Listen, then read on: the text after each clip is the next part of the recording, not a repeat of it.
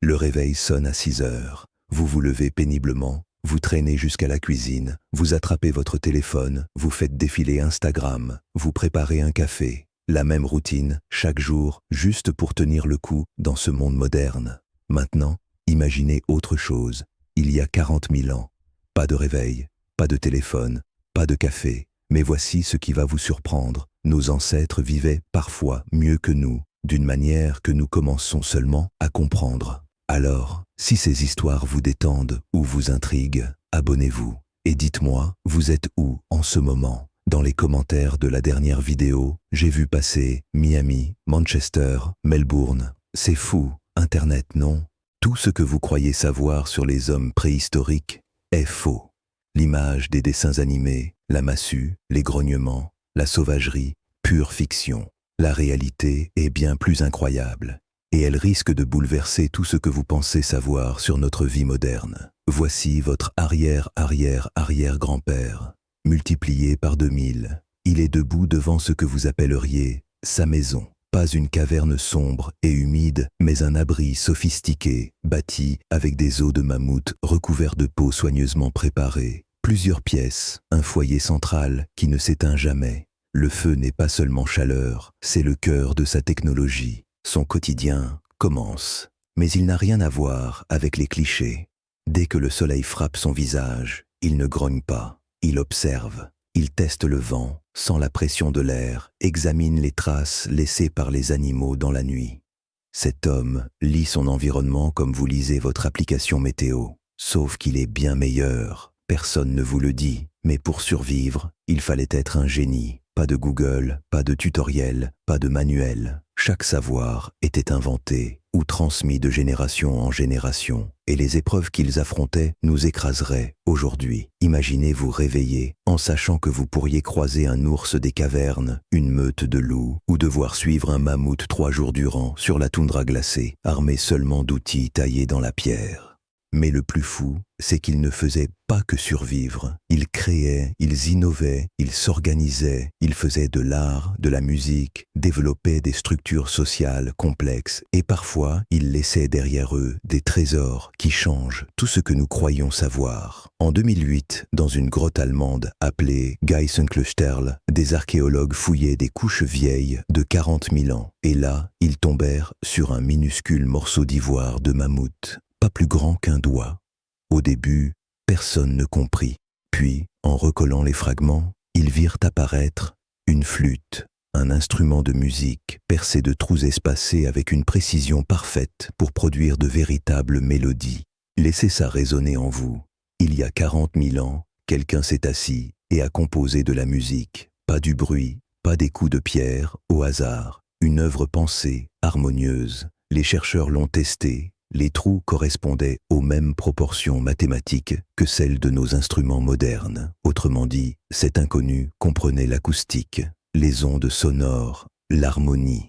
Voilà qui pulvérise le mythe du caveman primitif. On ne fabrique pas un instrument aussi sophistiqué sans connaissances avancées en physique, en mathématiques, en ingénierie. Ces gens étaient des scientifiques. Et ce n'est que le début. Nous nous plaignons sans cesse de mal dormir, d'insomnie, d'épuisement. Mais des études récentes sur les derniers peuples chasseurs-cueilleurs ont révélé un secret stupéfiant. Nos ancêtres dormaient mieux que nous, bien mieux. Ils se couchaient environ 3 heures après le coucher du soleil. Non pas par fatigue extrême, mais quand leur corps l'exigeait naturellement. Ils se réveillaient 1 heure avant l'aube. Aucun réveil, pas d'interruption nocturne. Chez ces tribus, aucun mot n'existe pour insomnie. Le concept leur est totalement étranger. Pendant ce temps, près d'un Américain sur 2 en souffre régulièrement. Et ils avaient découvert que ce n'était pas la lumière, mais la température qui régulait le sommeil. Quand l'air se refroidissait après le crépuscule, le corps s'abandonnait au repos. Quand il se réchauffait avant l'aube, il s'éveillait. Pas de chauffage central, pas de climatisation. Leurs abris simples ou leur sommeil en plein air les maintenaient connectés au cycle naturel. Et leur quotidien, rien à voir avec le cliché du sauvage dans sa caverne. La plupart ne vivaient pas dans des grottes. Celles-ci n'étaient utilisées qu'en abri temporaire ou rituel. Nomades, ils bâtissaient des structures démontables, ingénieuses. Imaginez devoir concevoir une maison chaude, résistante, défendable et transportable, sans magasin, sans tutoriel, seulement votre intelligence et ce que la nature vous offre. Il construisait des huttes en dôme, armatures de bois souples, recouvertes de peau, parfois soutenues par des os de mammouth. Pas des abris grossiers. Les fouilles révèlent des espaces différenciés, zones de sommeil, de travail, de stockage, parfois même des systèmes d'évacuation des déchets. À l'intérieur, l'organisation était méticuleuse, les outils d'un côté, la préparation des aliments de l'autre, les couchages proches du feu central pour la chaleur. Certaines habitations avaient même des sols de pierre aménagés pour le drainage. Et surtout, ils étaient artistes, pas seulement les peintures rupestres que tout le monde connaît, mais de véritables traditions esthétiques, sur des millénaires, figurines sculptées, bijoux en coquillage ou en dents, objets purement décoratifs. La célèbre Vénus de Willendorf, vieille de 30 000 ans, témoigne d'une maîtrise extraordinaire de la sculpture, des proportions, de l'anatomie humaine. Ce n'était pas quelqu'un qui taillait la pierre au hasard, c'était un artiste formé, un véritable maître. Et il ne se contentait pas de créer des outils, il fabriquait aussi de la peinture, pas n'importe laquelle, des pigments conçus dans de véritables ateliers où l'on broyait l'ocre, mélangeait des liants, inventait des gammes de couleurs, rouge, jaune, noir, blanc, une chimie si précise que leurs pigments restent éclatants 40 000 ans plus tard. Et ces peintures ne servaient pas qu'aux parois des grottes. Ils en ornaient leurs peaux, leurs outils, leurs abris. L'art n'était pas séparé de la vie quotidienne, il en faisait partie, intimement. Parlons maintenant de leur journée de travail. C'est là que beaucoup d'entre nous abandonneraient aussitôt. Ces gens fabriquaient tout eux-mêmes, les outils, les vêtements, les abris, la nourriture, les remèdes, chaque jour, à partir de rien. Mais ce qui a stupéfié les chercheurs, c'est leur efficacité. Les études menées auprès de chasseurs-cueilleurs modernes montrent que, pour assurer leur survie, ils travaillaient 4 à 6 heures par jour. Pas plus.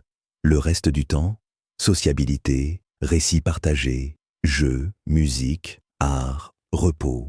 Nous travaillons 8 à 10 heures et peinons encore à couvrir nos besoins essentiels. Pourquoi cette différence? Parce qu'ils étaient maîtres de leur environnement. Ils savaient exactement quelles plantes consommer et à quel moment, quels animaux chasser et comment, où trouver de l'eau, comment prévoir le temps, où se protéger lors d'une tempête. Toute cette connaissance vivait dans leur mémoire, transmise de génération en génération. Pas de livres, pas d'internet, juste l'enseignement direct. Un seul homme préhistorique possédait davantage de savoir pratique qu'un citadin moderne n'en acquiert en toute une vie. Il pouvait identifier des centaines de plantes comestibles, suivre des dizaines d'animaux différents, lire les cycles météorologiques, s'orienter grâce aux étoiles, allumer un feu dans n'importe quelle condition, fabriquer des outils à partir de matières brutes, soigner blessures et maladies grâce aux plantes. C'étaient des encyclopédies vivantes. Et surtout, il n'était pas seul. Oubliez l'image des petites familles isolées dans une nature hostile. Ils vivaient dans des réseaux sociaux vastes et sophistiqués. Des archéologues ont découvert des coquillages à des centaines de kilomètres de la mer, des outils d'obsidienne venus de carrières situées à des milliers de kilomètres, des bijoux d'ambre trouvés loin de toute source naturelle. Cela prouve l'existence de réseaux d'échanges, de communication, de contacts réguliers sur d'immenses distances. Mais ces réseaux n'étaient pas seulement commerciaux, ils servaient à partager le savoir. Nouvelles techniques, informations sur les migrations animales, sur le climat, sur les ressources. L'innovation circulait rapidement. Une invention apparue en France pouvait atteindre l'Allemagne en quelques décennies, sans téléphone, sans Internet, mais grâce aux rencontres et aux déplacements humains constants. Et ces sociétés prenaient soin les unes des autres d'une manière qui ferait honte à bien des communautés modernes. Les fouilles ont révélé des individus handicapés ayant vécu longtemps grâce au soutien de leur groupe, des os fracturés parfaitement guéris, preuve de mois de soins attentifs, des anciens ayant dépassé depuis longtemps leur âge utile. Personne n'était abandonné, chaque vie avait de la valeur. Les enfants grandissaient au cœur de ces communautés. Ils apprenaient en observant, en jouant, en participant. Pas assis, 12 ans, sur des bancs d'école, à mémoriser des listes stériles. À 10 ans, ils savaient allumer un feu, reconnaître les plantes comestibles, pister les animaux, tailler des outils simples. À 15 ans, ils étaient des membres à part entière, avec des compétences que nous mettrions des décennies à acquérir. Pendant que nos adolescents peinent à remplir un chèque, eux assuraient déjà la survie de leur peuple. Mais le plus étonnant reste leur esprit d'innovation. Ils n'étaient pas figés dans la préhistoire. Leur technique évoluait sans cesse. Outils plus précis, méthodes plus raffinées, art plus complexe. Ils ont inventé le propulseur, augmentant de 300% la portée des lances. Ils ont perfectionné l'éclatement par pression, produisant des lames si fines qu'elles rivalisent avec des scalpels modernes. Ils ont découvert des méthodes de conservation pour stocker la nourriture des mois entiers. Leur boîte à outils contenait une spécialisation étonnante. Pointe de flèche adaptée selon le gibier, grattoirs différents pour chaque étape du travail des peaux, burin pour les gravures, aiguilles pour coudre, hameçons conçus pour des espèces précises. On ne développe pas 20 types de grattoirs sans une compréhension fine de la matière et des usages. Et en 2022, une découverte a tout changé. Des chercheurs ont étudié l'activité cérébrale d'humains modernes, apprenant à fabriquer des outils paléolithiques. Le résultat, stupéfiant. Les zones activées dans le cerveau étaient les mêmes que celles d'un pianiste en pleine exécution. Coordination motrice, mémoire de travail, planification complexe. Autrement dit, apprendre à tailler la pierre, il y a 2 millions d'années, demandait le même effort cognitif que d'apprendre le piano classique aujourd'hui. Ces hommes n'étaient pas des brutes cognant des cailloux, c'étaient des artisans hautement qualifiés, des spécialistes, et cela signifiait que chaque adulte maîtrisait une dextérité et une discipline mentale que peu de gens atteignent dans nos sociétés. Voilà ce qui me bouleverse. Nous avons perdu la plupart de ces compétences. Nous n'allumons plus un feu sans allumette. Nous ne trouvons plus de nourriture sans supermarché. Nous ne savons plus nous orienter sans GPS, ni prédire le temps sans application. Nous avons gagné une puissance technologique immense, mais perdu les fondations mêmes de notre survie. Alors, quand vous pensez à l'homme des cavernes, n'imaginez plus un être primitif et grognon. Voyez un individu intelligent, créatif, connecté à son monde, capable d'affronter des défis qui écraseraient la plupart d'entre nous aujourd'hui. Imaginez quelqu'un capable de regarder un simple caillou et d'y voir un outil sophistiqué. Quelqu'un qui lit les traces d'animaux et sait exactement où se cache son prochain repas, qui observe le ciel et prévoit le temps du lendemain avec plus de précision que votre application météo. Imaginez encore quelqu'un qui crée de l'art par plaisir, de la musique pour renforcer l'esprit de communauté et des innovations pour améliorer la vie de générations entières. Et maintenant, posez-vous la question, si nos ancêtres pouvaient accomplir tout cela avec pour seule ressource leur esprit, leurs mains et le monde naturel qui les entourait, que dit cela de notre potentiel humain, de ce que nous pourrions réaliser aujourd'hui si nous essayions vraiment? Car la vérité la plus surprenante sur les hommes préhistoriques, ce n'est pas leur supposée primitivité, c'est à quel point ils étaient avancés et combien nous avons encore à apprendre d'eux. Pour en comprendre la portée, il faut revenir 2,6 millions d'années en arrière, à un moment qui a tout changé. Visualisez la savane africaine, chaleur écrasante, sécheresse, danger constant. De petits hominidés tentent de survivre. Ils ne sont plus tout à fait des singes, pas encore des humains. Ils sont entre deux mondes et s'apprêtent à faire une découverte qui mènera directement aux artistes des grottes dont nous avons parlé. L'un d'eux ramasse une pierre, pas pour la lancer, pas pour l'utiliser comme marteau. Il la regarde autrement. Il y voit un outil qui n'existe pas encore, mais qui pourrait exister. Il frappe la pierre avec une autre, délibérément, avec précision, et crée la toute première technologie humaine. Ce moment est si capital que les archéologues lui ont donné un nom, la révolution oldowayenne. C'est ici que commence réellement l'histoire de l'intelligence humaine. Mais ce qu'on ne dit presque jamais, c'est que ces premiers outils n'étaient pas de simples éclats bruts. Des analyses récentes montrent que, dès le début, les tailleurs de pierre comprenaient la physique, la géométrie et la science des matériaux. Pour façonner un outil utile, il fallait comprendre comment la force se propage dans la roche.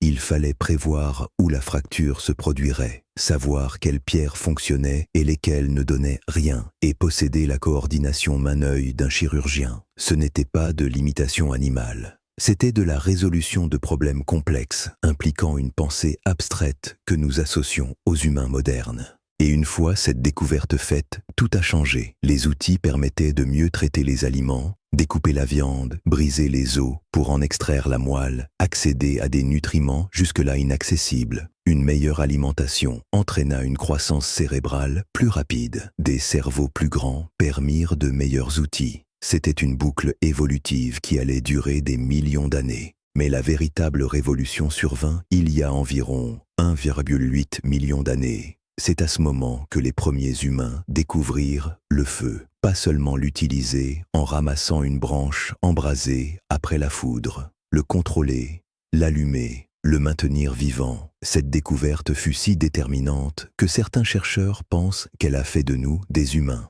Le feu transforma chaque aspect de leur existence. D'un coup, ils purent cuisiner. Les aliments cuits sont plus faciles à digérer, apportent davantage de calories et libèrent des nutriments inaccessibles dans les aliments crus. Ce surplus énergétique stimula la croissance du cerveau. Mais le feu, c'était bien plus que de la nourriture. Il prolongea leur journée. Sans feu, la vie humaine s'arrêtait avec le coucher du soleil. Avec le feu, ils purent travailler, parler, créer, danser tard dans la nuit. Le feu apporta aussi une protection. Les prédateurs qui n'hésitaient pas à attaquer des humains endormis reculaient devant un cercle enflammé. Cette sécurité permit des nuits plus longues, un sommeil plus profond, crucial pour la mémoire et le développement cérébral. Et surtout, le feu ouvrit le monde. Grâce à lui, les humains purent survivre dans des climats glacés, habiter l'Europe, gravir des montagnes, traverser des déserts. Le feu transforma une espèce africaine locale en phénomène global. Et voici le détail le plus incroyable.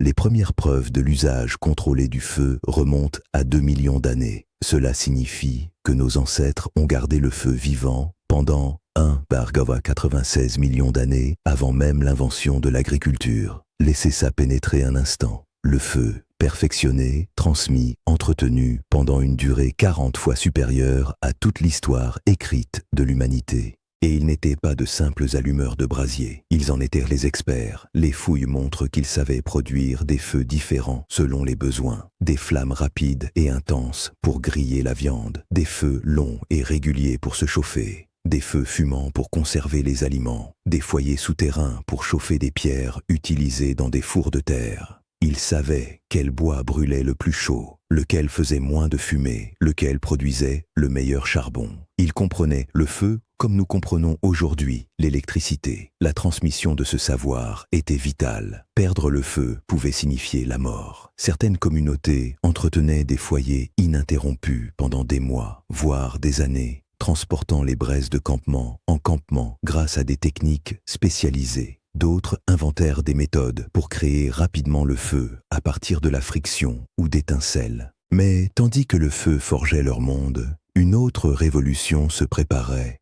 Le langage. Nous ne saurons jamais exactement quand il est né. La parole ne se fossilise pas, mais les indices convergent.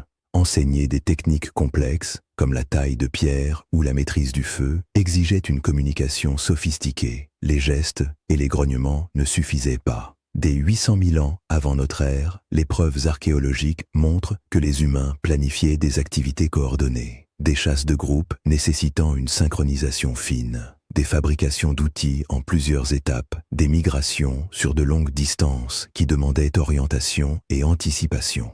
Tout cela révèle une communication sophistiquée, pas du Shakespeare bien sûr, mais un langage déjà complexe, capable d'exprimer des idées abstraites, des projets futurs et des instructions détaillées. Et dès que les humains ont pu vraiment se parler, l'innovation s'est accélérée, de façon spectaculaire. Au lieu que chaque individu doive tout réinventer par lui-même, le savoir pouvait désormais se transmettre, les techniques s'enseigner, les améliorations circuler entre les groupes et se transmettre aux générations futures. C'est ainsi que sont nés les tout premiers réseaux d'information de l'histoire humaine. Pensez à ce que cela signifie. Une meilleure technique de chasse inventée dans l'actuel Kenya pouvait se diffuser jusqu'en Tanzanie en quelques années. Une nouvelle méthode de taille de pierre mise au point au Maroc pouvait atteindre l'Espagne en quelques décennies. Les humains devinrent la première espèce à développer une culture qui évoluait plus vite que la génétique. Au lieu d'attendre des millions d'années pour de nouvelles adaptations biologiques,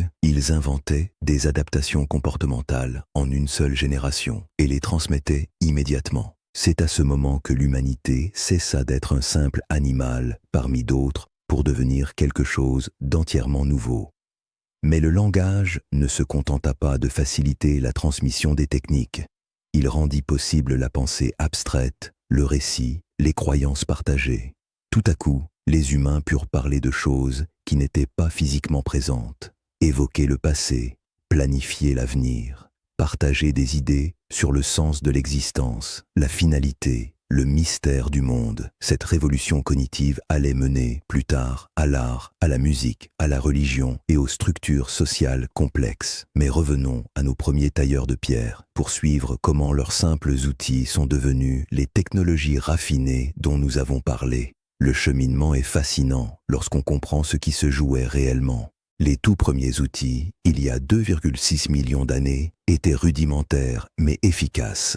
Des choppers, des racloirs, des éclats tranchants obtenus en frappant des pierres ensemble. Basiques mais fonctionnels. Mais dès 1,76 millions d'années, les humains fabriquaient des bifaces. Pas seulement de meilleurs outils, mais des outils reposant sur un raisonnement totalement nouveau. Le biface est symétrique. Il a une forme délibérée. Il obéit à un schéma mental abstrait qui n'existait que dans l'esprit du tailleur. C'est énorme. Cela signifie que l'humain pouvait concevoir quelque chose d'inexistant, le garder en tête comme un idéal, puis travailler méthodiquement pour lui donner vie. Et ce n'était pas une œuvre rapide. Contrairement aux éclats grossiers façonnés en quelques minutes, un biface exigeait des heures de travail patient. Le tailleur devait prévoir le produit final et avancer étape par étape, en frappant avec une précision extrême. Et voici ce qui est encore plus fascinant. De nombreux bifaces retrouvés sont bien plus sophistiqués qu'ils ne l'auraient nécessité pour un simple usage pratique. Certains montrent des signes évidents de recherche esthétique, comme si l'art naissait déjà dans la pierre. Certains archéologues pensent même que les bifaces furent la première tentative humaine de créer de la beauté pour elle-même, et l'évolution continua. Vers 400 000 ans avant notre ère, les humains inventèrent la technique Levallois. Celle-ci consistait à préparer soigneusement un bloc de pierre pour qu'il permette ensuite de détacher rapidement des lames parfaites. C'était une forme de préfabrication. Le tailleur pouvait passer des heures à préparer un noyau, puis obtenir en quelques secondes l'outil idéal, simplement en frappant au bon endroit. Cela demandait une capacité exceptionnelle de raisonnement spatial et de planification, visualiser toute la séquence de frappe, comprendre comment chaque geste influencerait le résultat final et travailler à rebours depuis l'objet désiré. Aujourd'hui encore, même avec nos connaissances en physique et en ingénierie, il faut des années d'apprentissage pour maîtriser ces techniques. Pourtant, à l'époque, chaque adulte les possédait et vers 50 000 ans, la technologie explosa littéralement. On fabriquait des dizaines d'outils spécialisés, pointes de lance, grattoirs, burins, aiguilles, hameçons, harpons, chacun pensé pour une tâche précise et réalisé avec une finesse stupéfiante. La sophistication technologique du paléolithique supérieur rivalise, à bien des égards, avec nos procédés modernes. Certaines lames de pierre sont plus tranchantes que des scalpels chirurgicaux. Certaines pointes de lance présentent une aérodynamique parfaite.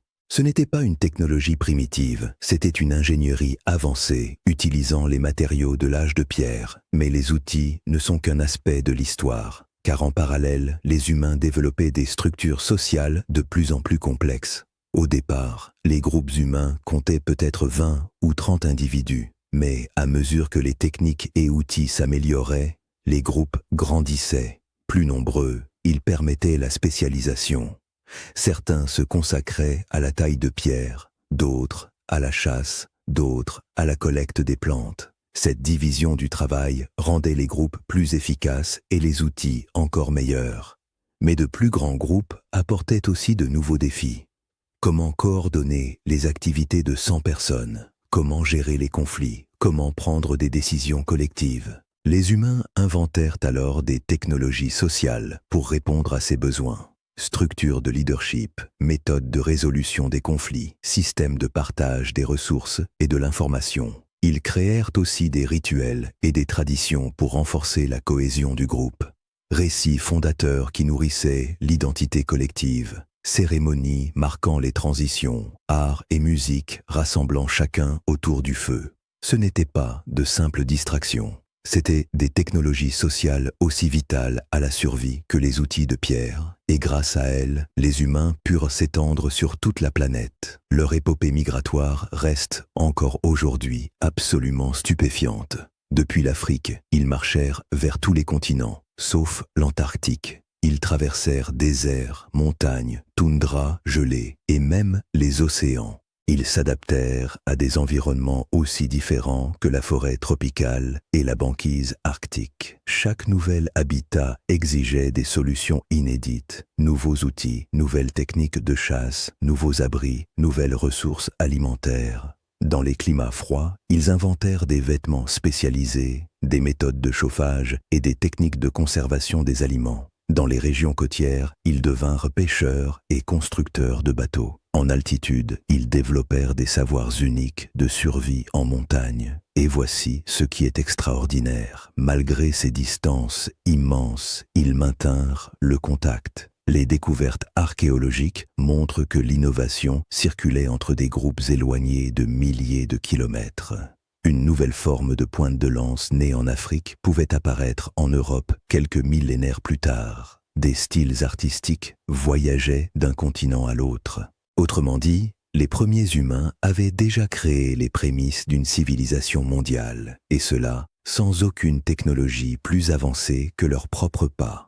Il y a 40 000 ans, les humains s'étaient déjà répandus du sud de l'Afrique jusqu'au cercle arctique, des côtes atlantiques jusqu'aux îles du Pacifique. Ils avaient appris à survivre dans tous les climats de la planète et développé des centaines de cultures locales différentes. Pourtant, malgré cette diversité, ils partageaient tous certains traits communs, la fabrication d'outils, la maîtrise du feu, le langage, l'art, la musique, la coopération sociale, des universaux humains nés de notre héritage évolutif partagé. Et partout, ils résolvaient les mêmes défis fondamentaux de la survie avec une ingéniosité stupéfiante. Comment trouver de la nourriture dans un désert? Comment rester au chaud en plein air glaciaire?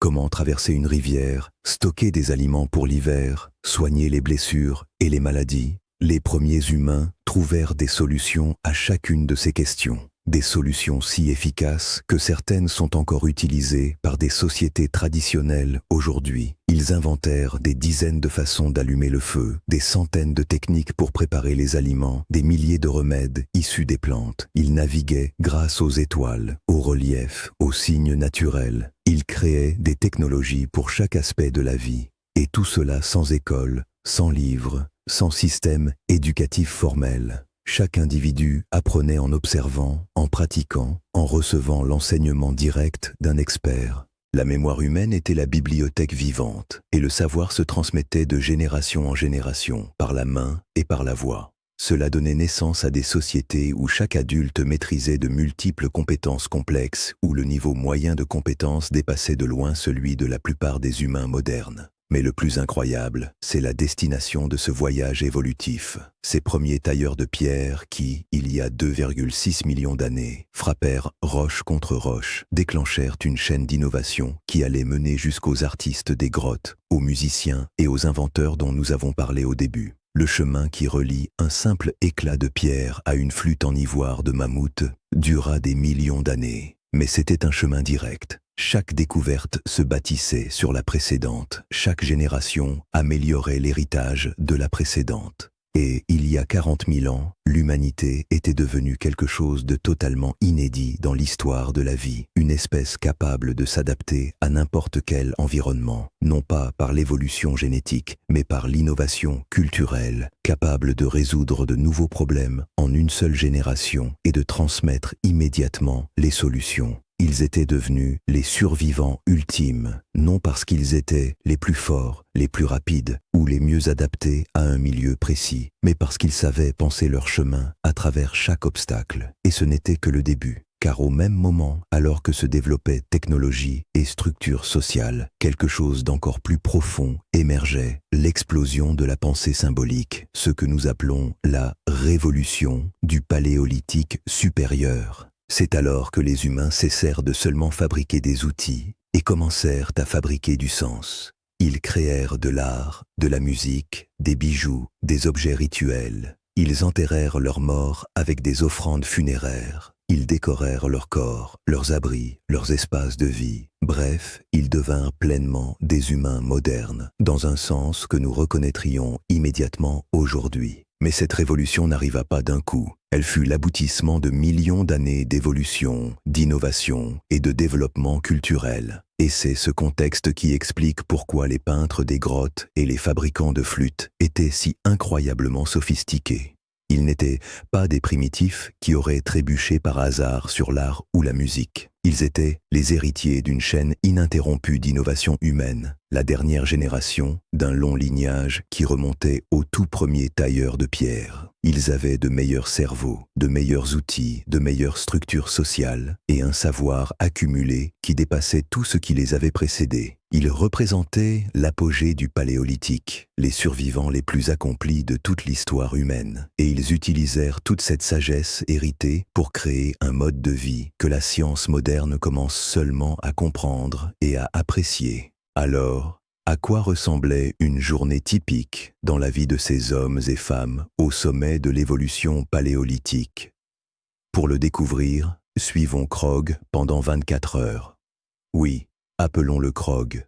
Ce n'était sans doute pas son vrai nom, mais nous ne saurons jamais comment il s'appelait lui-même. Ce que nous savons, en revanche, c'est presque tout le reste de sa vie. Et cela va vous étonner. Nous sommes, il y a environ 35 000 ans, dans ce qui deviendra un jour le sud de la France. Krog a 28 ans, ce qui fait de lui un homme d'âge mûr pour son époque. Il a une épouse, 2 enfants, et plus de responsabilités qu'un PDG moderne. Le soleil ne s'est pas encore levé, mais Krog est déjà éveillé. Pas parce qu'il est insomniaque, pas parce qu'il stresse pour son travail. Son corps s'est simplement réveillé naturellement, au rythme de la température qui monte. Son horloge biologique est parfaitement synchronisée avec le monde naturel. Et son lit vous surprendrait. Ce n'est pas une simple pile de peaux jetées au sol. C'est une couche soigneusement construite. Des couches d'herbe, recouvertes de peau tannée, avec un rembourrage naturel fait d'aiguilles de pin et de plumes,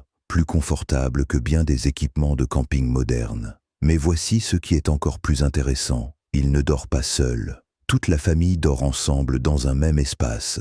Parents, enfants, parfois grands-parents. Pas parce qu'il manque de place. C'est un choix délibéré. Les chercheurs du sommeil moderne ont découvert que les personnes qui dorment dans la même pièce que leurs proches bénéficient d'un meilleur sommeil, se sentent plus en sécurité et développent des liens sociaux plus forts. Les hommes préhistoriques l'avaient compris il y a 35 000 ans. Krog se lève doucement, veillant à ne réveiller personne. La première chose qu'il fait est de vérifier le feu, non parce qu'il s'est éteint, mais parce que l'entretenir est littéralement une question de vie ou de mort. Et ce n'est pas un grand feu de camp flamboyant, comme dans les films. C'est un système de chauffage sophistiqué, soigneusement contrôlé. En réalité, plusieurs foyers coexistent, chacun avec un usage précis. Un feu principal au centre de l'abri pour la chaleur et la cuisson. Un feu plus petit et plus chaud, destiné aux tâches spécialisées comme chauffer des pierres ou fabriquer des outils. Un feu fumant près de l'entrée pour éloigner les insectes. Et souvent un feu de réserve, alimenté de bois à combustion lente, qui peut couver pendant des heures. Krog sait exactement comment chaque feu doit brûler, quelle odeur il doit avoir, quel son il doit produire. À la couleur des flammes, il reconnaît s'il faut plus de combustible, plus d'air ou un bois différent. C'est un véritable savoir-faire d'ingénieur appliqué à la gestion du feu. Il ajoute des essences précises selon le besoin, du bois dur pour une chaleur durable, du bois tendre pour une flamme vive, des essences aromatiques pour parfumer l'air, Tout cela basé sur un savoir transmis de génération en génération. Ensuite, il s'occupe de la météo, pas en consultant une application, mais en sortant dehors pour lire l'environnement comme un livre ouvert. Direction et force du vent, formation et couleur des nuages, odeur et humidité de l'air, comportement des animaux, mouvement des plantes, sont portés par la brise. Il traite des dizaines d'indices environnementaux pour prévoir non seulement la météo du jour, mais aussi les conditions des jours suivants. Et ces prévisions vont décider de toute sa journée. Quelles activités seront possibles? Le groupe devra-t-il se déplacer? Quelles ressources seront disponibles? Faut-il se préparer à une tempête? Les météorologues modernes, avec toute leur technologie, atteignent environ 65% de précision sur 5 jours. Krog, lui, le faisait à l'œil nu. Et il faut le dire, Krog et les siens, uniquement grâce à l'observation et à l'expérience, étaient probablement plus précis que nos météorologues modernes. Pendant qu'il est dehors, il ne se contente pas de lire la météo. Il vérifie aussi la sécurité. Traces de grands prédateurs, indices d'autres groupes humains dans les environs, signes de gibier potentiel, changements dans les points d'eau. Ce n'est pas de la paranoïa, c'est de l'intelligence, de survie. La vie de sa famille dépend de ces informations sur un rayon de plusieurs kilomètres autour du campement. Quand il revient à l'abri, les autres membres de la famille commencent à se réveiller. Mais il n'y a pas de précipitation, pas de course effrénée pour se préparer à aller au travail. La routine quotidienne s'écoule naturellement en fonction des conditions environnementales et des besoins du groupe. Son épouse, appelons-la Nia, est elle-même une experte. Elle en sait plus sur l'identification des plantes, la préparation des aliments, le traitement des peaux et la création de textiles que la plupart des gens modernes ne connaissent sur n'importe quel sujet. Elle vérifie déjà les réserves de nourriture et planifie les repas en fonction de ce qui est disponible et de ce que la journée exigera. Ce n'est pas juste trouver quelque chose à manger. C'est une planification nutritionnelle sophistiquée, besoins énergétiques, temps de cuisson, durée de conservation, équilibre alimentaire. Leur petit déjeuner est probablement plus complet que celui de la plupart des gens d'aujourd'hui. Viande de gibier pour les protéines, noix et graines pour les graisses saines, baies et fruits pour les vitamines et l'énergie rapide, racines pour les glucides complexes. Le tout frais, biologique et local. Ils boivent aussi des tisanes préparées avec des plantes aux vertus spécifiques. Certaines donnent de l'énergie, d'autres facilitent la digestion ou renforcent le système immunitaire. Nia connaît des dizaines de remèdes à base de plantes et les utilise de manière préventive. Quant aux enfants, ils ne restent pas assis à attendre leur repas. Le petit de 8 ans aide déjà à gérer le feu. Le plus grand, 12 ans, vérifie et entretient les outils. Pas d'école, pas de devoirs abstraits. Leur éducation, c'est la vie elle-même. Ils apprennent en participant à des activités réelles, avec de vraies conséquences. À 10 ans, un enfant sait déjà allumer un feu, identifier les plantes comestibles, suivre la piste d'animaux, fabriquer des outils simples, naviguer grâce aux repères naturels. Ils possèdent plus de compétences pratiques que la majorité des diplômés modernes. Après le repas, la famille discute des projets du jour. Mais ce n'est pas le père qui décide de tout. C'est une consultation collective où chaque expertise compte. Krog a peut-être remarqué des traces d'animaux indiquant de bonnes opportunités de chasse. Nia a identifié des plantes prêtes à être récoltées. Les enfants ont observé des changements dans le ciel ou repéré des formations intéressantes. Les décisions se prennent à partir de toutes ces informations combinées. Où aller, quoi faire, comment répartir les tâches, quels outils emporter. Aujourd'hui, ils décident de déplacer le campement, pas parce qu'il y a une urgence, mais parce que les ressources locales sont épuisées et que les cycles saisonniers indiquent de meilleures opportunités ailleurs. Cela exige une coordination incroyable. Tout doit être emballé efficacement. L'itinéraire doit être planifié en tenant compte du relief, de la météo, des points d'eau, des dangers potentiels. De nouveaux sites de campement doivent être identifiés et évalués. Les familles modernes stressent à l'idée de déménager d'un quartier à l'autre. Eux, ils déplaçaient régulièrement toute leur existence à travers des paysages peuplés de prédateurs mortels et d'environnements hostiles. Et ils le faisaient avec une aisance déconcertante. Leurs biens sont conçus pour la portabilité. Outils légers mais solides, objets multifonctions, abris démontables qui se replient facilement. Chaque objet est pensé pour une utilité maximale et un poids minimal. Nia peut emballer tout le foyer en 1 heure. Non pas parce qu'ils n'ont presque rien, mais parce que chaque chose a une place précise et un ordre d'emballage optimisé. La planification de la route est tout aussi impressionnante.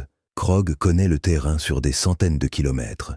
Les sources d'eau, la disponibilité saisonnière des aliments, les lieux sûrs pour camper, les zones dangereuses à éviter.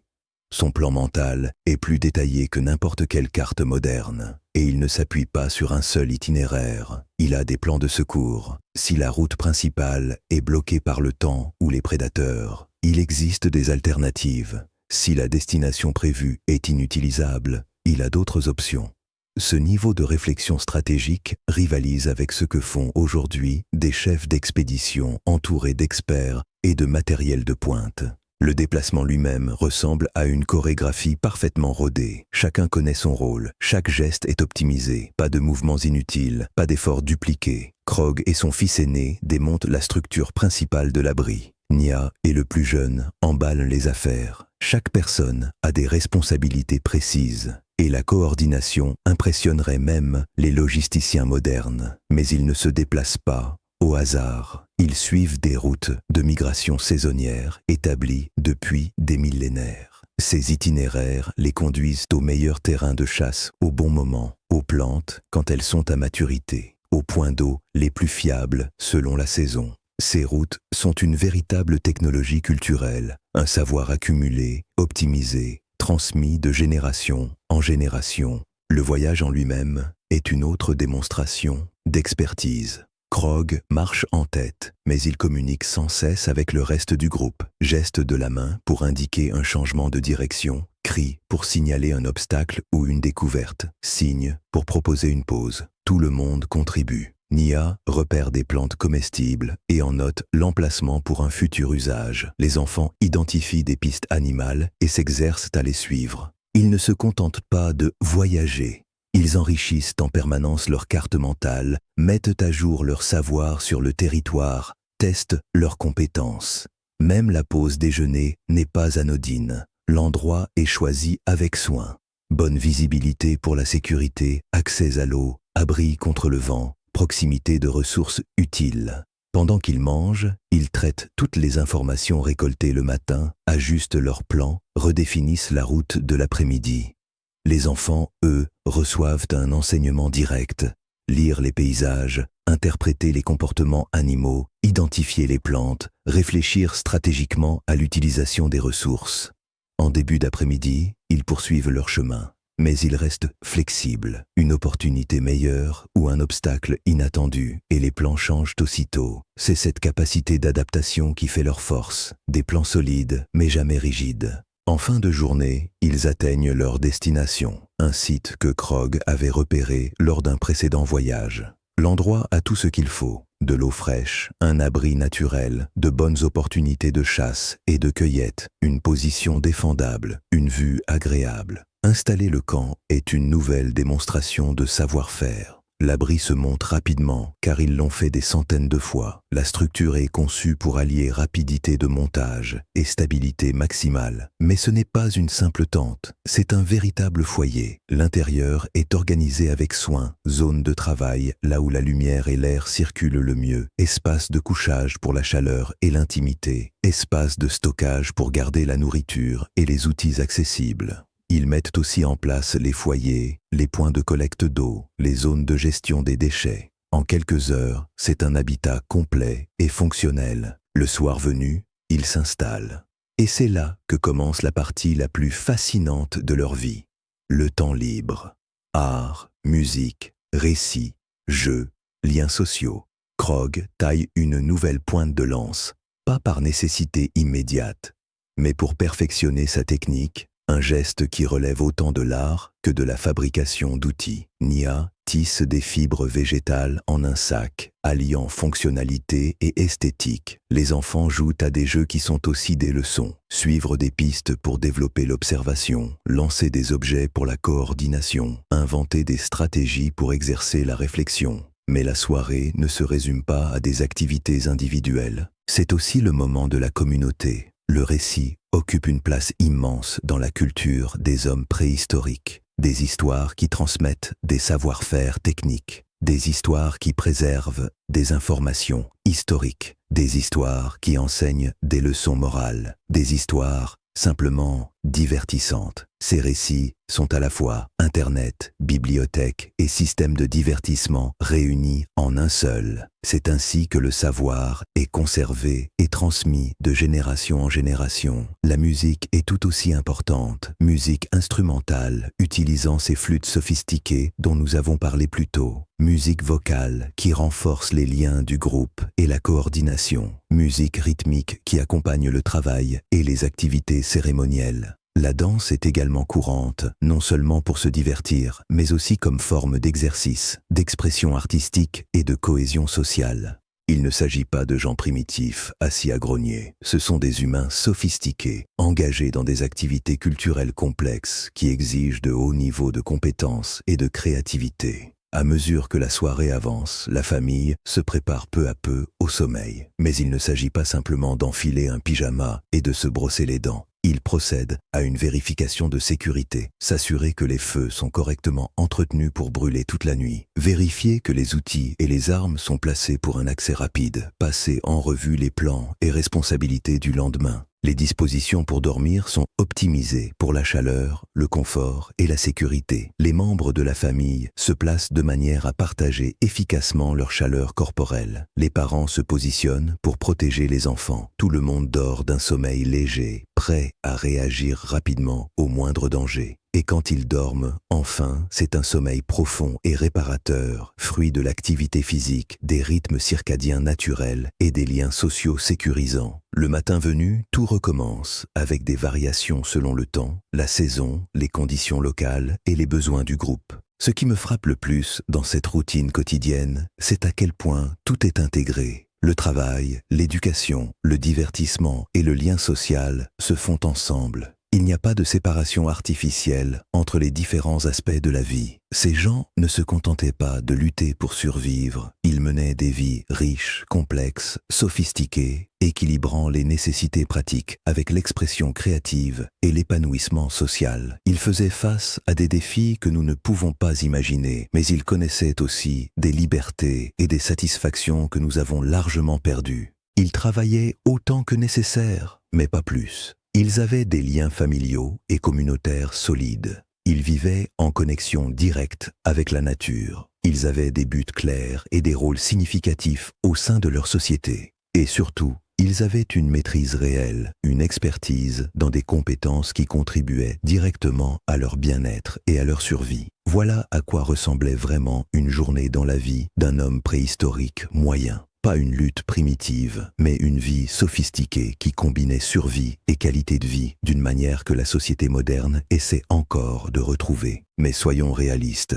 La vie n'était pas faite que de mammouths, de flûtes en ivoire et de campements parfaitement coordonnés. Ces gens affrontaient des menaces qui anéantiraient littéralement la civilisation moderne. Et je ne parle pas de manquer de café ou de voir le Wi-Fi tomber en panne. Je parle de menaces existentielles capables de détruire des groupes entiers en quelques jours. N'oubliez pas que c'était un monde où tout cherchait à vous tuer. Le paysage grouillait de prédateurs qui faisaient paraître les animaux dangereux, modernes, comme de simples animaux domestiques. Des ours des cavernes pesant 400 kilos et capables de broyer des os d'une seule morsure. Des tigres à dents de sabre avec des crocs de 1800 cm conçus pour percer les peaux épaisses, des loups géants qui chassaient en meute de 30 individus ou plus. Mais le prédateur suprême, c'était le lion des cavernes. Ce n'était pas de simples lions africains s'aventurant dans une grotte. C'était une espèce totalement différente, plus grande, plus puissante, spécialement adaptée à la chasse aux humains. Les preuves archéologiques montrent que les lions des cavernes chassaient activement les premiers hommes, non pas opportunément, mais de façon systématique. Ils apprenaient les schémas de comportement humain, ils suivaient les routes de migration, ils développaient des stratégies de chasse spécialement conçues pour abattre des groupes humains. Imaginez, essayez de dormir en sachant que, quelque part dans l'obscurité, une machine à tuer de 400 kilos suivait votre odeur et préparait la meilleure façon d'attaquer votre famille Et ce n'était qu'une menace parmi des dizaines. L'environnement lui-même cherchait constamment à les tuer. Nous parlons de l'âge glaciaire, pas de la version mignonne du film d'animation. La vraie, des températures chutant à 50 degrés, des blizzards durant des semaines, des calottes glaciaires avançant et reculant de manière imprévisible, détruisant tout sur leur passage pendant les pires périodes. La majeure partie de l'Europe était inhabitable. Le paysage ressemblait à l'Antarctique. Pas de plantes, pas d'animaux, rien d'autre que de la glace et la mort. Et pourtant, les humains ont survécu. Non seulement survécu, mais prospéré. Comment? En développant des stratégies de survie si efficaces qu'elles ont maintenu notre espèce en vie à travers plusieurs événements de quasi-extinction. Prenez l'événement de Lachan. Il y a environ 42 000 ans, le champ magnétique terrestre a presque disparu. Des radiations cosmiques ont bombardé la planète. La couche d'ozone a été détruite. Les températures ont chuté. La plupart des grands animaux ont disparu. C'était pratiquement une apocalypse, le genre de catastrophe qui anéantirait la civilisation moderne en quelques mois. Mais les premiers humains ont tenu bon. Et nous savons exactement comment ils ont fait. Ils sont allés sous terre, pas seulement en se cachant dans des grottes. Ils ont créé de véritables systèmes de survie souterrains. Des complexes à plusieurs chambres, avec une ventilation sophistiquée, la collecte d'eau, le stockage de nourriture et la gestion des déchets. Ce n'étaient pas de simples trous creusés dans la terre, c'étaient de véritables abris ingénierisés, capables de soutenir de grands groupes pendant des mois, voire des années. La grotte de Bruniquel, en France, contient la preuve d'un de ces complexes de survie. Il y a 176 000 ans, les Néandertaliens y ont construit des structures élaborées, profondément enfouis, en utilisant des stalagmites soigneusement disposés. Nous parlons d'architecture 140 000 ans avant les plus anciens bâtiments connus. Mais survivre aux catastrophes environnementales n'était que le début de leurs défis. Ils devaient aussi gérer la compétition pour les ressources. Quand la nourriture se faisait rare, différents groupes humains entraient en conflit pour des territoires de chasse, des sources d'eau et des matériaux de fabrication d'outils. Ce n'étaient pas des désaccords polis réglés par la négociation, c'étaient des conflits de vie ou de mort, où perdre signifiait que tout votre groupe mourait de faim ou était exterminé. Les preuves archéologiques montrent des signes clairs de guerre préhistorique, des fosses communes contenant des victimes d'attaques violentes, des fortifications défensives autour des campements, des armes spécifiquement conçues pour combattre d'autres humains plutôt que des animaux. Mais ce qui est fascinant, c'est que la plupart du temps, ils trouvaient des moyens d'éviter les conflits grâce à des stratégies diplomatiques sophistiquées. Les réseaux commerciaux servaient de premiers traités de paix. Si deux groupes commerçaient ensemble, ils avaient moins de chances de se battre. Les échanges matrimoniaux créaient des liens familiaux entre groupes, réduisant les hostilités. Des pratiques culturelles ou religieuses communes construisaient des alliances pouvant durer des générations. Ils avaient développé des systèmes de résolution de conflits plus efficaces que bien des efforts diplomatiques modernes. Mais quand la diplomatie échouait, ils se montraient impitoyables. La grotte de Hofnet, en Allemagne, contient la preuve de ce qui semble être un massacre datant d'environ 6500 ans. 34 crânes, principalement de femmes et d'enfants, soigneusement disposés dans ce qui semble être une exécution rituelle. Quelqu'un a envoyé un message très clair sur ce qui arrivait aux groupes qui franchissaient certaines limites. Ces gens savaient que parfois la violence était nécessaire à la survie, et quand ils se battaient, ils le faisaient avec la même intelligence et la même planification qu'ils appliquaient à tout le reste. Mais la guerre n'était pas leur plus grand tueur, c'était la maladie. Sans médecine moderne, une simple infection pouvait décimer des communautés entières. Un os cassé qui ne guérissait pas correctement pouvait signifier la mort. L'accouchement était incroyablement dangereux, autant pour les mères que pour les enfants. Et pourtant, ils ont développé des traitements médicaux assez efficaces pour maintenir des populations stables et en croissance. Ils ont découvert des remèdes à base de plantes que nous utilisons encore aujourd'hui. L'écorce de saule pour soulager la douleur, l'ancêtre de l'aspirine, l'échinacée pour renforcer le système immunitaire, la digitale pour les problèmes cardiaques, des centaines de traitements efficaces issus de l'observation attentive et de l'expérimentation. Mais leur véritable percée médicale fut la chirurgie. Les archéologues ont retrouvé des crânes datant de 5000 ans présentant des traces de neurochirurgie réussie. La trépanation consistant à percer des trous dans le crâne pour soulager la pression ou traiter des traumatismes crâniens. Et les os montrent des signes de guérison, preuve que les patients ont survécu à ces interventions. Ils pratiquaient donc des opérations cérébrales réussies avec des outils en pierre. Ils avaient aussi développé des traitements sophistiqués des traumatismes, réduction des fractures, suture des plaies, voire amputation lorsque cela était nécessaire. Les squelettes révèlent que des individus ont survécu à des blessures qui auraient été mortelles sans intervention médicale immédiate aujourd'hui. Mais peut-être leur accomplissement médical le plus impressionnant fut leur approche des épidémies. Lorsqu'une peste ou une autre maladie infectieuse frappait un groupe, ils appliquaient des protocoles qui impressionneraient les épidémiologistes modernes.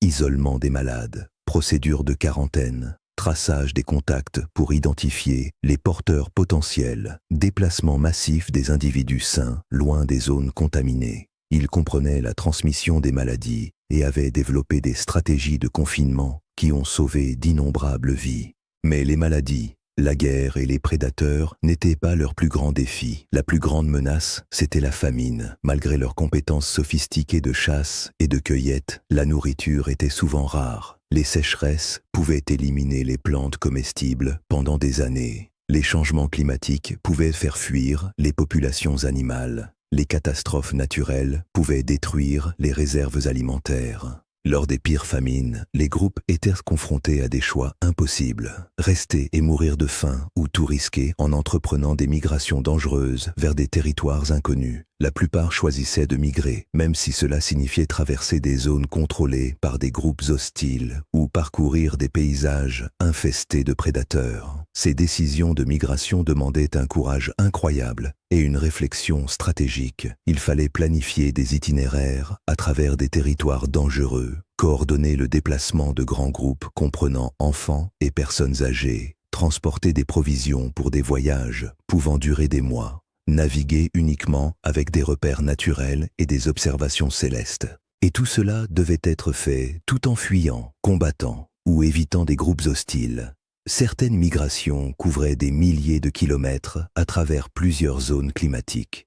Imaginez marcher de l'Alaska au Mexique avec toute votre famille élargie, en transportant tout ce que vous possédez, sans carte, sans ligne de ravitaillement et avec des groupes ennemis essayant de vous arrêter à chaque grand fleuve. C'était ce genre de voyage que les premiers humains entreprenaient régulièrement quand la survie l'exigeait. Mais le défi le plus terrifiant fut le hiver volcanique. Il y a environ 74 000 ans, le mont Toba, en Indonésie, entra en éruption avec la force de plusieurs bombes nucléaires. Les nuages de cendres firent le tour du globe, les températures chutèrent à l'échelle mondiale, la flore disparut, les populations animales s'effondrèrent. Cet événement a failli anéantir la civilisation humaine. Les analyses génétiques suggèrent que la population humaine mondiale fut réduite à environ 10 000 individus. Nous avons alors frôlé l'extinction plus que jamais dans toute notre histoire. Mais une fois encore, ils ont survécu. Comment? En développant des stratégies de survie si extrêmes qu'elles semblent presque impossibles. Certains groupes ont survécu en suivant les calottes glaciaires en retraite, en chassant les rares animaux capables de subsister en conditions arctiques.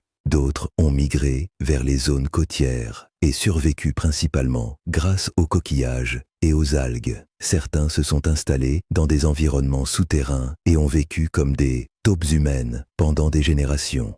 Ils consommaient des aliments que nous jugerions aujourd'hui immangeables, écorces d'arbres, larves d'insectes, graines d'herbe, tout ce qui pouvait fournir des calories. Ils ont développé des techniques de conservation capables de maintenir la nourriture comestible pendant des années. Fumage, séchage, fermentation, stockage souterrain. Ils transformaient des environnements marginaux en ressources de survie grâce à leur ingéniosité. Mais le plus impressionnant, c'est qu'ils ont préservé leur tradition culturelle, même durant ces crises.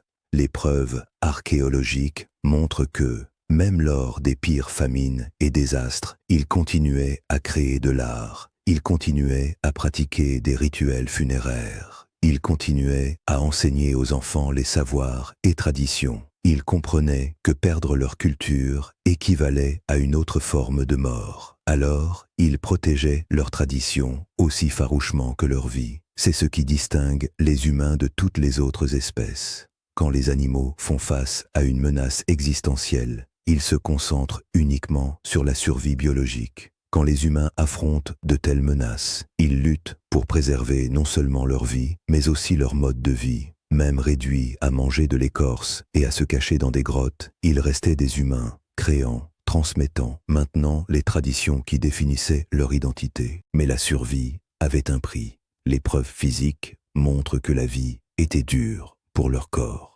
Les squelettes révèlent des blessures jamais totalement guéries, de l'arthrite causée par un stress physique constant, une usure dentaire due à des aliments grossiers, des signes de malnutrition pendant les périodes difficiles. Le stress psychologique devait être immense, lui aussi. Vigilance constante contre les prédateurs, perte régulière de proches dues aux maladies, aux accidents ou à la violence. Pression de devoir prendre des décisions vitales pour l'ensemble du groupe. Les humains modernes développent un stress post-traumatique pour bien moins que cela. Ces gens vivaient le traumatisme au quotidien. Et pourtant, ils ont maintenu des structures familiales stables et des liens sociaux solides. Ils ont élevé des enfants qui devenaient des adultes accomplis. Ils ont créé des communautés qui ont duré des millénaires. Comment faisaient-ils face à cette pression psychologique ?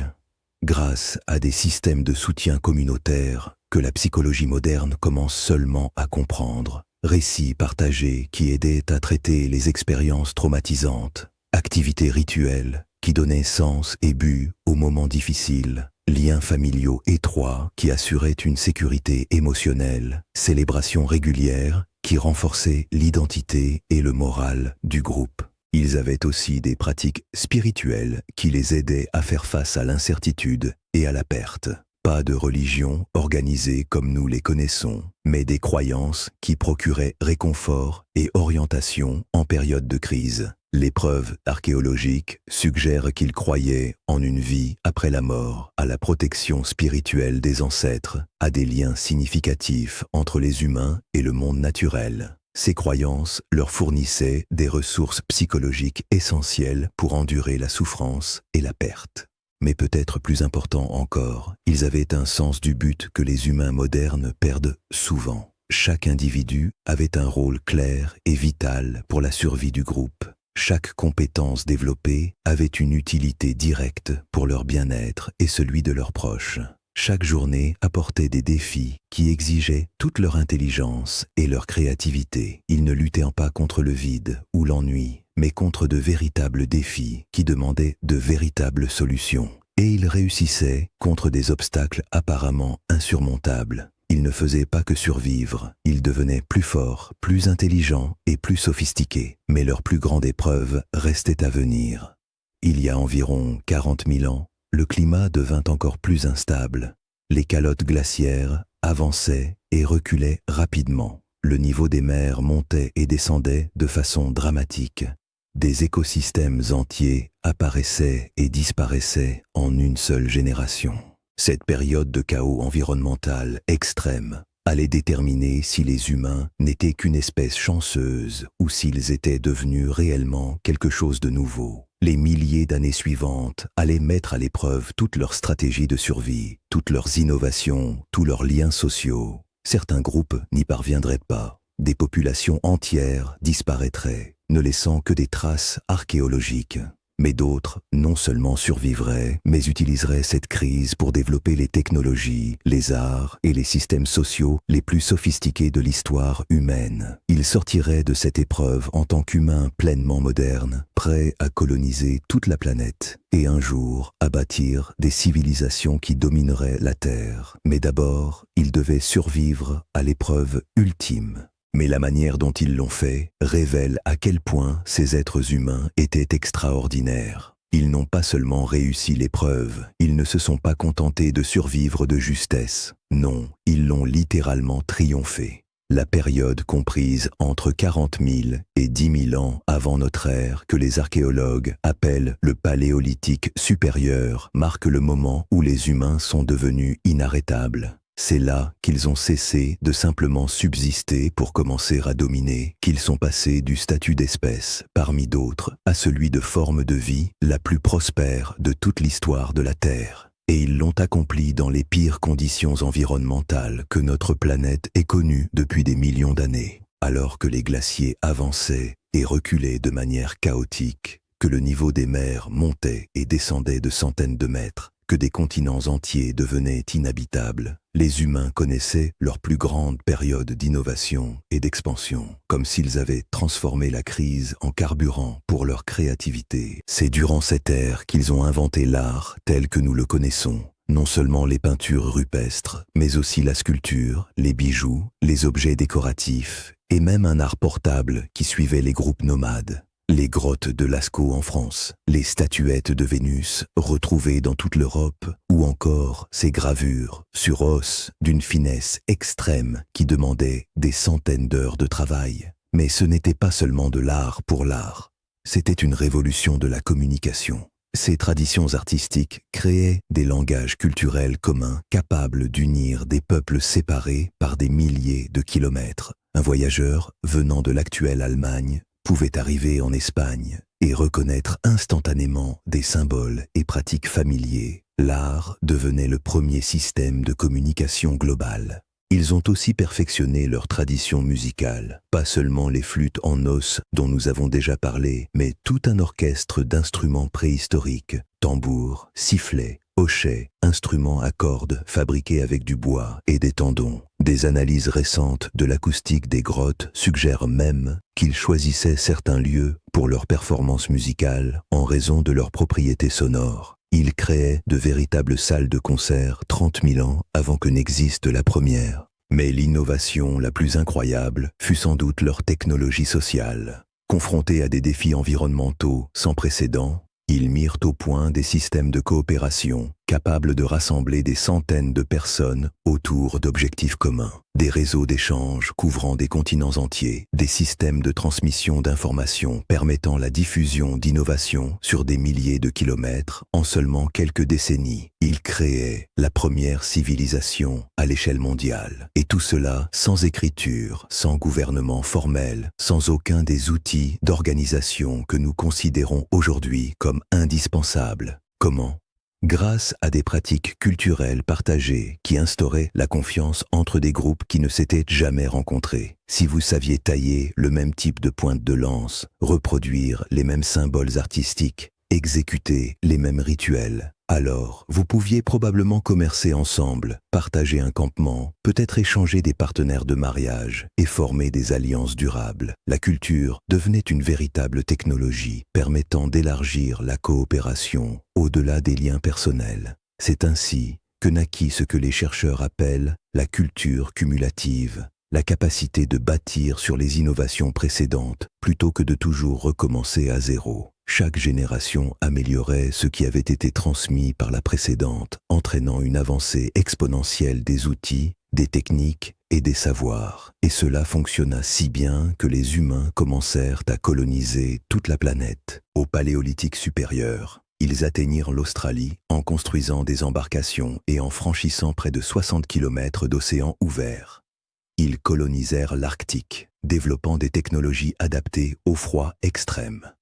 Ils traversèrent le pont terrestre de Bering et se répandirent dans les Amériques en moins de 2 millénaires, de l'Alaska jusqu'à l'extrémité sud du continent, s'adaptant à chaque environnement rencontré. Forêts tropicales, déserts, montagnes, côtes, steppes, toundra, chaque écosystème devint leur foyer. Mais cette expansion n'était pas anarchique. Ils s'adaptaient avec intelligence à chaque nouveau milieu, créant des technologies spécialisées optimisées pour les conditions locales. Les peuples arctiques inventèrent des techniques sophistiquées de pêche sous glace, de construction d'abris de neige et des vêtements adaptés qui ne seraient surpassés qu'avec l'invention des fibres synthétiques.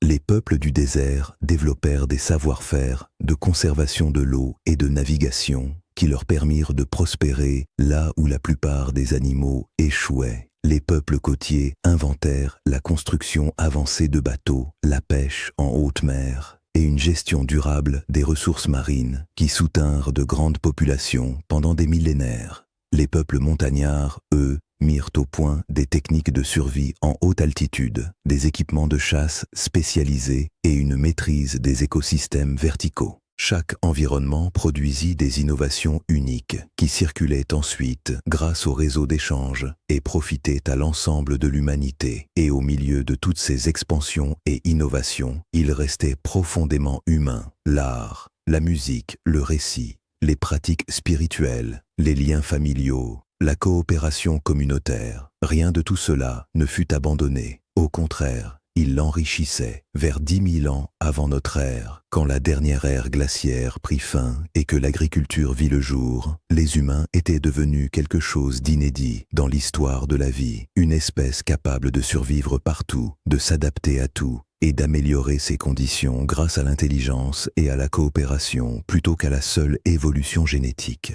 Ils avaient créé des technologies pour chaque aspect de l'existence, des outils pour toutes les tâches imaginables, des systèmes sociaux pour relever tous les défis, des pratiques culturelles qui donnaient sens, but et résilience psychologique. Ils étaient devenus des maîtres de la survie. Mais voici ce qui me fascine le plus. Quand l'ère glaciaire prit fin et que la vie devint plus facile, ils ne se sont pas contentés de se reposer. Ils utilisèrent leurs connaissances et leurs compétences accumulées pour créer quelque chose de totalement nouveau. L'agriculture, les villages permanents, les métiers spécialisés, des sociétés complexes, puis des villes, l'écriture, des gouvernements organisés. Les fondations de tout ce que nous appelons civilisation furent bâties par des gens qui avaient appris à prospérer dans les conditions les plus difficiles que l'humanité ait jamais connues. Chaque innovation qui suivit, de l'agriculture à Internet, s'appuyait sur les savoirs et les aptitudes développées par nos ancêtres du Paléolithique. Leur capacité à planifier à long terme, à coopérer à grande échelle, à fabriquer des outils, à résoudre des problèmes, à tisser des liens sociaux permettant la vie en société, à exprimer une créativité qui nourrit l'art, la musique et la science. Tout cela venait de ces hommes des cavernes. Et qu'est-ce que cela signifie pour nous, aujourd'hui? D'abord, que nous sommes capables de bien plus que nous ne l'imaginons. Les mêmes cerveaux qui ont survécu aux âges glaciaires et aux hivers volcaniques sont ceux que nous portons encore. La même capacité d'innovation, de coopération et de résilience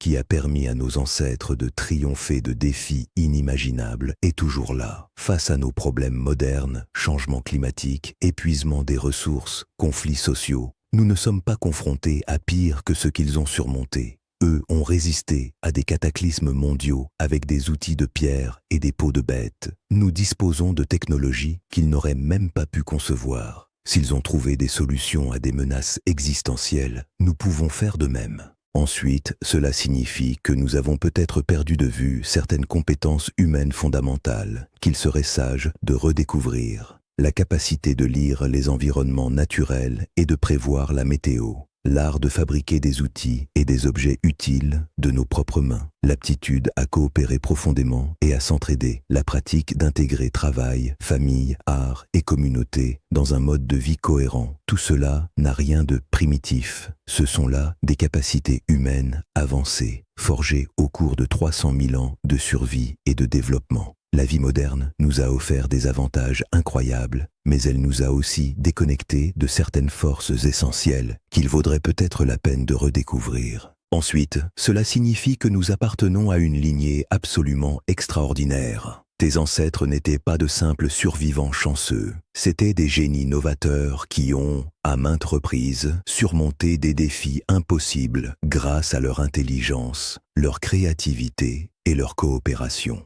Tu portes en toi des gènes qui ont traversé les âges glaciaires, résisté aux hivers volcaniques, aux attaques de prédateurs et même à des menaces d'extinction totale. Tu as hérité de capacités cognitives mises à l'épreuve et affinées pendant des centaines de milliers d'années à résoudre des problèmes de vie ou de mort. Tu n'es pas seulement le descendant de survivants, tu es le descendant de champions. Mais peut-être le plus important, c'est que l'histoire de nos ancêtres paléolithiques nous rappelle de quoi les humains sont capables lorsqu'ils doivent vraiment se dépasser. Face à des menaces existentielles, ils ne cédaient pas à la panique. Ils ne renonçaient pas. Ils devenaient créatifs. Ils coopéraient. Ils innovaient. Ils s'adaptaient. Quand les ressources venaient à manquer, ils trouvaient de nouvelles sources ou développaient des moyens de mieux utiliser celles qui restaient. Quand l'environnement devenait hostile, ils inventaient des technologies pour survivre ou migraient vers des terres plus favorables. Lorsque des conflits surgissaient entre groupes, ils imaginaient des solutions diplomatiques ou savaient se défendre efficacement. Ils affrontaient chaque défi avec intelligence, détermination et entraide. Et ils ne faisaient pas que survivre, ils prospéraient. Ils créaient de l'art, de la musique, des traditions culturelles qui apportaient joie et sens à leur existence, même dans les périodes les plus sombres. Ils avaient compris que préserver leur humanité était aussi vital que préserver leur vie. Voilà le véritable héritage de nos ancêtres des cavernes. Non pas une survie primitive, mais une manière sophistiquée de vivre en conditions extrêmes. Ils ont prouvé que l'humain peut s'adapter à tout, résister à tout et maintenir son essence à travers n'importe quelle crise. Ils nous ont montré ce dont nous sommes capables quand il le faut. Alors, la prochaine fois que tu feras face à un défi qui te semble insurmontable, souviens-toi de tes origines.